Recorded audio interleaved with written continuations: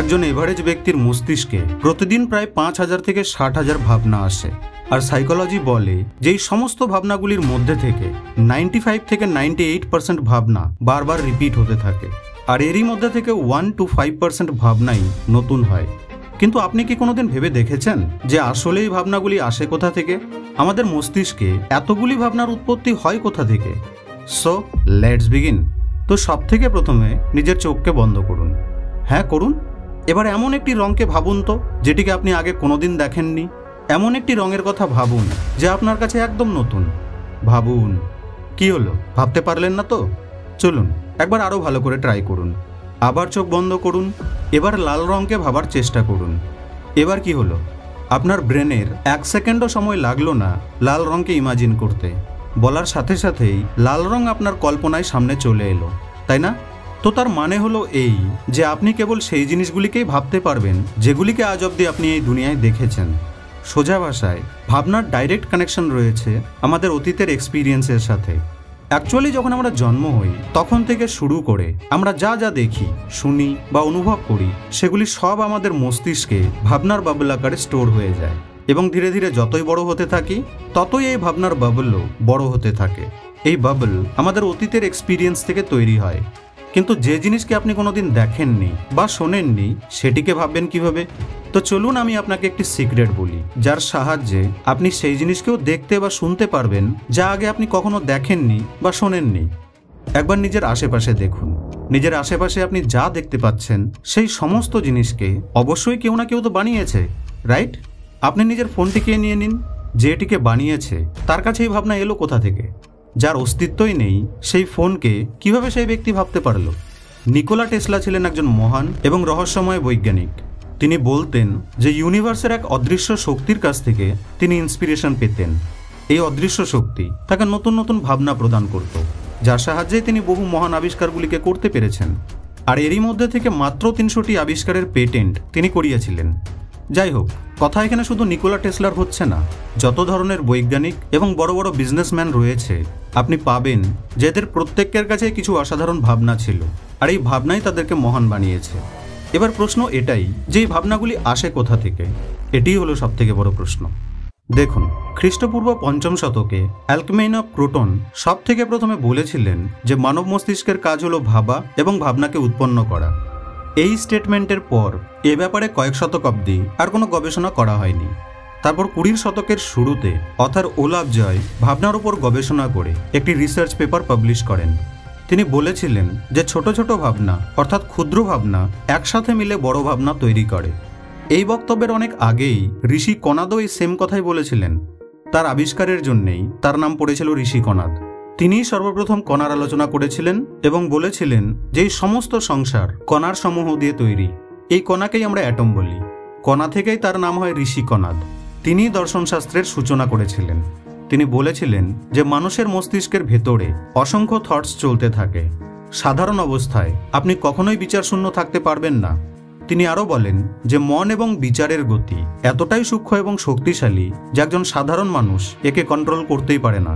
Modern science মস্তিষ্কের নিউরনে প্রবাহ হওয়া ভাবনা বা বিচারের গতিকে অনুমান করে, কিন্তু যদি আমরা স্পিরিচুয়ালিটির দৃষ্টিকোণ দ্বারা দেখি তো মস্তিষ্কে চলতে থাকা ভাবনা বা বিচারের গতি হলো ২৪ লক্ষ কিলোমিটার পার সেকেন্ড। আবার মাঝে মধ্যে এটি বেড়ে ২ কোটি কিলোমিটার পার সেকেন্ডেও পৌঁছে যায়, অর্থাৎ স্পিড অফ লাইটের থেকেও অনেক গুণ বেশি। বিশ্বাস হচ্ছে না, তাই না? অবভিয়াসলি আমরা ছোটবেলা থেকেই জেনে এসেছি যে আলোর গতিবেগের থেকে বেশি গতি কোনো জিনিসেরই নেই। এই জন্যই বিশ্বাস করা একটু কঠিন। কিন্তু বিজ্ঞান এও বলে যে আমাদের ব্রহ্মাণ্ড এক্সপ্যান্ড হচ্ছে, আর এত স্পিডে এক্সপ্যান্ড হচ্ছে যে আলোর গতিও তার কাছে কিছুই না। এবার প্রশ্ন হলো যে ব্রহ্মাণ্ডের প্রসারের গতি আলোর গতির থেকেও বেশি কিভাবে হতে পারে, রাইট? তো আমি আপনাকে বলে দিই যে এই ব্রহ্মাণ্ডে এবং এই দুনিয়ায় এমন বহু জিনিস এক্সিস্ট করে যাকে বিজ্ঞানও এখন অবধি ঠিকভাবে বুঝতে পারেনি। আর এরই মধ্যে থেকে একটি হলো আমাদের মস্তিষ্ক। কোয়ান্টাম ফিজিক্সের হিসেবে এই ব্রহ্মাণ্ডে অবস্থিত সমস্ত জিনিস হলো এনার্জি, ইনক্লুডিং আপনি, আমি এবং স্বয়ং এই ব্রহ্মাণ্ড। সিমিলারলি আমাদের ভাবনাও হলো একটি এনার্জি, আর এনার্জি কখনোই ধ্বংস হয় না। এটি ব্যাস এক রূপ থেকে অন্য রূপে ট্রান্সফার হয়ে যায়। আমরা যা বলি, যা করি, যা ভাবি, এই সব কিছু থেকে এনার্জি তৈরি হয়। তারপরে এই এনার্জি সম্পূর্ণ ব্রহ্মাণ্ডে ট্রাভেল করে। প্রতিটি এনার্জির আলাদা আলাদা ফ্রিকোয়েন্সি থাকে। আর যখন মস্তিষ্ক সেই ফ্রিকোয়েন্সিতে নিজেকে টিউন করে, ঠিক রেডিওর মতো, তখন সেই বিচারের এনার্জি ব্রহ্মাণ্ড থেকে ইনস্ট্যান্টলি সেই ব্যক্তির মস্তিষ্কে চলে আসে। স্বামী বিবেকানন্দ বলেছিলেন যে বিচার অনেক দূরে যাত্রা করতে পারে, সেটি ব্রহ্মাণ্ডে ততক্ষণ অবধি থাকবে যতক্ষণ না কোনো মস্তিষ্ক সেই বিচারকে ধরতে পারছে। আমাদের মস্তিষ্ক 100 বিলিয়ন মানে 100,000 কোটি নিউরনস দিয়ে তৈরি, আর এই নিউরনগুলি এক বিশেষ ধরনের কেমিক্যাল তৈরি করে। কিন্তু তার আগে বৈদ্যুতিক তরঙ্গ উৎপন্ন হয়, যাকে একটি নিউরন তার পাশের নিউরনের কাছে ট্রান্সফার করে দেয়। আর এইভাবেই নিখুঁতভাবে পরিকল্পিত একটি চেন তৈরি হয়, যার ফলে আমাদের মস্তিষ্কে বিচার উৎপন্ন হয়। এবার এই বিচারের আবার কিছু প্যাটার্ন রয়েছে। যেমন যদি আমরা বাড়িতে থাকি, তো সেই বাড়ির পরিবেশের অনুকূল বিচার আমাদের মস্তিষ্কে বেশি তৈরি হবে। কখনো পরিবার, কখনো বন্ধুত্ব, কখনো খাবার, কখনো স্বাস্থ্য, এই ধরনেরই বিচার বেশি আসবে। পরিবেশ এবং পরিস্থিতির হিসেবে নিউরনস বৈদ্যুতিক তরঙ্গ উৎপন্ন করে, যার ফলে তারই অনুকূল বিচার আমাদের মস্তিষ্কে উৎপন্ন হয়। বিজ্ঞান এও বলে যে যখন বহু লোক একসাথে এক জায়গায় উপস্থিত থাকে, তখন প্রত্যেকের বিচার প্রায় একই রকম হয়ে যায়। যদি আপনি কোনো ধার্মিক স্থানে যান, তো সেখানে আপনি শান্তি অনুভব করবেন, কেননা এই স্থানে সকলের বিচার প্রায় একই রকম থাকে। ঋষিকণাদের বৈশেষিক সূত্রে বলা হয়েছে যে ভোজন এবং স্থান আমাদের বিচারকে অনেকটা প্রভাবিত করে। ফর এক্সাম্পল, যদি আপনি কোনো শান্ত জায়গায় যান, মনে করুন পাহাড়ে বা বনে, তো আপনার বিচারও শান্ত প্রকৃতির তৈরি হবে। মানে আপনার আশেপাশের এনভায়রনমেন্ট আপনার ভাবনাকে প্রভাবিত করে। শুধু তাই নয়, আপনার খাদ্য মস্তিষ্কের বিচারকে প্রভাবিত করে। দেখবেন যেদিন আপনি হেলদি খাবার খাবেন, সেদিন আপনার মস্তিষ্কে হেলদি বিচার আসবে। আর যেদিন বেশি ঝাল, তেল, মশলাযুক্ত খাবার খাবেন, সেদিন উগ্র বিচার বেশি আসবে। সঙ্গ অর্থাৎ আপনি কেমন ধরনের মানুষের সাথে উঠবস করেন, সেটিও আপনার বিচারকে প্রভাবিত করে। যদি কোনো নেগেটিভ ব্যক্তির সাথে উঠবস করেন, তাহলে এটা সুনিশ্চিত যে এর প্রভাব আপনার ওপরেও পড়বে। দেখুন বন্ধু, নর্মালি বিচারের ওপর আমাদের নিয়ন্ত্রণ থাকে না, কিন্তু যে ব্যক্তি নিজের মনকে নিয়ন্ত্রণ করে নিতে পারে, সে নিজের বিচারের ওপরেও নিয়ন্ত্রণ পেয়ে যায়। যে ব্যক্তি প্রত্যহ মেডিটেশন দ্বারা বিচার শূন্য অবস্থায় পৌঁছাতে পারে, সেই নিজের মনকে নিয়ন্ত্রণ করতে পারে। আর মন নিয়ন্ত্রণ হয়ে গেলে বিচার অটোমেটিক্যালি নিয়ন্ত্রণ হয়ে যায়। এতক্ষণে আপনি নিশ্চয়ই বুঝে গেছেন যে বিচার কেন এবং কিভাবে উৎপন্ন হয়। এবার জানি যে আমাদের উপরের কি প্রভাব পড়ে।